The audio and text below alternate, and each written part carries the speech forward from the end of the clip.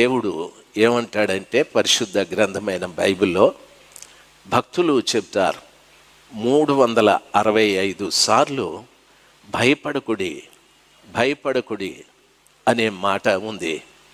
ఈ మాట దేవుడు చెప్పిన మాటనని, కాబట్టి 365 సార్లు భయపడకుడి అనే మాట ఎందుకు ప్రభు చెప్పినాడు అంటే సంవత్సరానికి 365 రోజులు ఉన్నాయి.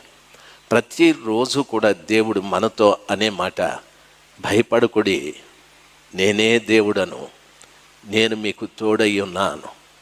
భయపడకుడి, నేనే దేవుడను, నేను మీకు తోడై ఉన్నానని. కాబట్టి ఎటువంటి పరిస్థితుల్లో కూడా మనం భయపడకూడదు. భయపడుట వలన స్థితుల్లో కూడా మనం భయపడకూడదు. భయపడుట వలన మహారాజు సొలొమోను సామెతలో చెప్తాడు, భయపడుట వలన మనుషులకు ఉరి వచ్చును అని అంటాడు. ఉరి వచ్చును అంటే ఉరేసిన వాడు మధ్యలో ఎలాడుతూ ఉంటాడు, చేతులు కొట్టుకుంటాడు, గిలగిలా కొట్టుకుంటాడు. అయితే ఉరితాడు అని పట్టుకునింది కదా, చచ్చే పోతాడు. భయం అనేది మనకు ఉరి లాంటిది. భయపడద్దండి. నేను అప్పుడప్పుడు అనుకుంటాను, భయపడద్దని ప్రభు చెప్తాడు.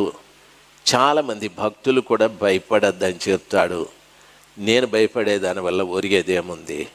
ఏమీ లేదు. ఒకటి అనుకుంటాను, ఏది జరగాలనో అది జరుగుతుంది, దాన్ని నేను దేవుని చిత్తం అనుకుంటాను అని ప్రార్థన చేసుకుంటాను. నాతో పాటు చెప్పండి, భయపడుట వలన ఉరి వచ్చును.